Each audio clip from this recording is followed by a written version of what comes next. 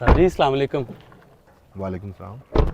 Sir ਜੀ ਉਹ ਮੈਂ ਨਾ ਥੋੜੀ ਦੇਰ ਪਹਿਲੇ ਆਇਆ ਸੀਗਾ ਤੇ ਉਹ ਦੁੱਧ ਦੇ ਪੈਸੇ ਲੈਣੇ ਨੇ ਮੈਂ। ਕਿਹੜੇ ਦੁੱਧ ਦੇ ਤੇਰੇ ਪੈਸੇ ਆ ਬਈ? 2-3 ਮਹੀਨੇ ਹੋ ਗਏ ਭਾਜੀ, ਪੈਸੇ ਨਹੀਂ ਤੁਸੀਂ ਦਿੱਤੇ ਮੈਨੂੰ ਤੇ ਮੈਂ ਤਾਂ ਬੜਾ ਮਜਬੂਰ ਹਾਂ। ਘਰ ਤੇ ਮੇਰੇ ਕੋਲ ਖਰਚਾ ਵੀ ਨਹੀਂ ਹੈਗਾ।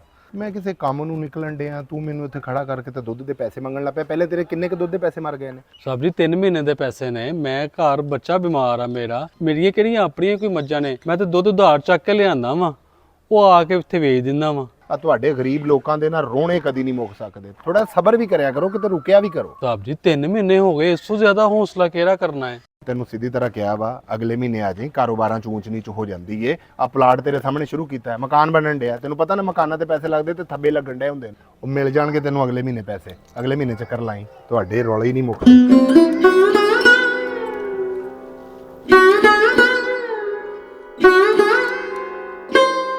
ਆਪਣੀਆਂ ਗੱਡੀਆਂ ਤੇ ਕੋਠੀਆਂ ਬਣਾਈ ਜਾਣਦੇ ਨੇ, ਮਾੜੇ ਬੰਦੇ ਦਾ ਇਹਨਾਂ ਨੂੰ ਖਿਆਲ ਹੀ ਕੋਈ ਨਹੀਂ ਆ।